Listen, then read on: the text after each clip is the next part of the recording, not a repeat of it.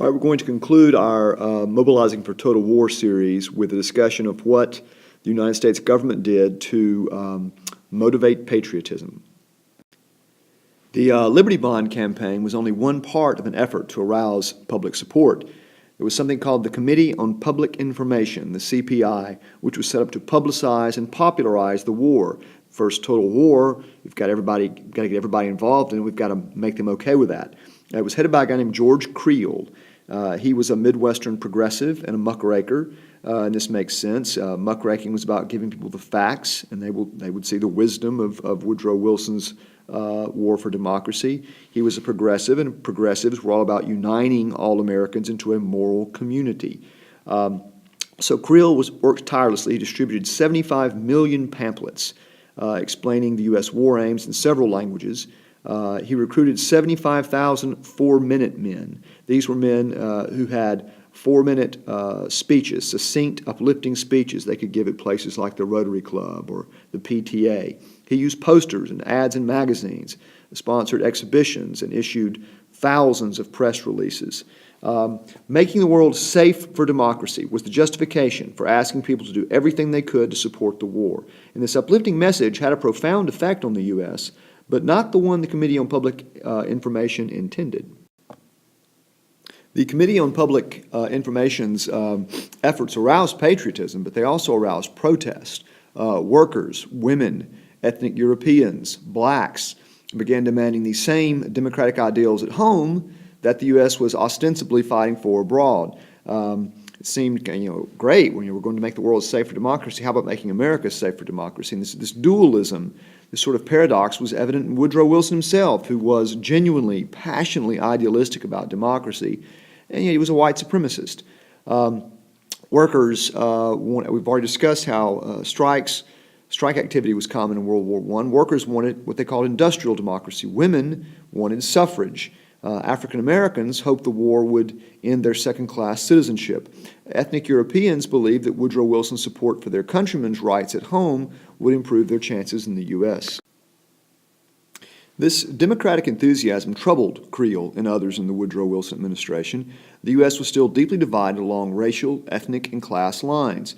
Progressives fought hard to overcome these divisions. They had tamed the power of capitalists, they'd improved conditions for workers, they'd encouraged Americanization of immigrants, but their work was not complete when the war broke out, and the war opened new divisions. German immigrants were still the largest foreign-born group, 2.3 million Americans. We see here their German-American newspapers. Another 2.3 million Americans came from the countries of the Austro-Hungarian Empire. More than 1 million Americans, both native-born and immigrants, supported the Socialist Party and the Industrial Workers of the World, both of which opposed the war. You may recall the Industrial Workers of the World was the most militant of the American labor movement. The Committee on Public Information was created in part because of this discord. They just did not anticipate how the promotion of democracy would aggravate cultural and social divisions. By early 1918, the CPI's campaign had become darker, more coercive. Patriots, quote unquote, were encouraged in ads to report on neighbors suspected of not supporting the war effort enough. Immigrants from Central, Southern, and Eastern Europe were called on to be Americans and to repudiate ties to their homeland, including language and ethnic customs. The Committee on Public Information aroused hostility to Germans by telling lurid tales of German atrocities. Movies like The Prussian Cur and The Beast of Berlin were produced. Thousands of German and Austrian people were arrested for suspicion of subversive activity. The Trading with the Enemy Act was passed, which said, for example, all foreign language publications, of which we know there were a lot, had to submit all war-related stories to a censor for approval. German Americans became objects of popular hatred. Boston banned Beethoven's music. A German-born conductor was forced to resign. German food had name changes. Hamburgers and sauerkraut got new, more American names. Libraries removed German works. Teddy Roosevelt and others urged schools to ban German language teaching. German Americans risked being fired, boycotted, or attacked on the street.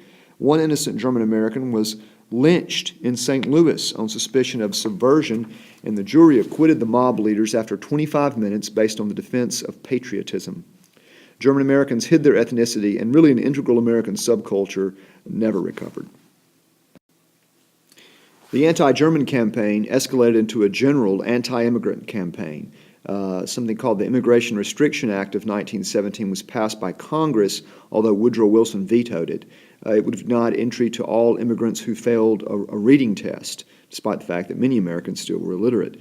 It also provided for something called the Asiatic Barred Zone, which includes India, Indochina, Afghanistan, Arabia, East Indies, and others, and would have barred immigrants from those places totally.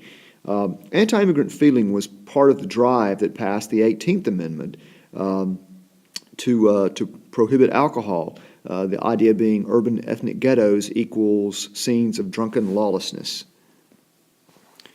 More and more, the Wilson administration used repression to promote unity. Something called the Espionage Act was passed in 1917, and the Sabotage and Sedition Acts of 1918 gave the government the right to silence and even imprison dissenters.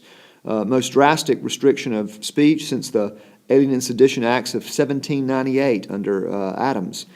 People could be prosecuted for uttering a statement that could be construed as profaning the flag, the Constitution, or the military. This is clearly unconstitutional, but these laws were passed and upheld regardless.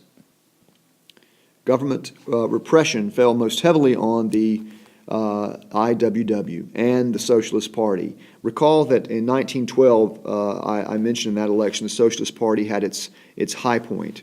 Now it's starting to go down. By 1918, 2,000 IWW members were in jail, including the entire executive board. William Haywood, the president, fled to Europe and then the Soviet Union. Eugene V. Debs, head of the Socialist Party, received a 10-year jail sentence for making an anti-war speech. He would be let out later by President Harding. Federal repression, coupled with super patriotism, encouraged local government, even private citizens, to wage their own anti-radical crusades. 1,200 IWW members in Arizona were taken in cattle cars to the desert and left with little food or water. One IWW organizer in Butte, Montana, was dragged behind a car, tied to a railroad trestle, castrated, and left to die. Something called the American Protective League arose. It was basically a snooping organization. We had 250,000 members, and Attorney General Thomas Gregory publicly endorsed this. They even gave out badges. You see one here. Columbia University fired 2 professors for speaking against U.S. intervention. Woodrow Wilson bore significant responsibility for this repression. He vetoed the Immigration Restriction Act, but he did not restrain his Attorney General Gregory or the Postmaster General Burleson's campaign to ban Socialist Party publications from the mail.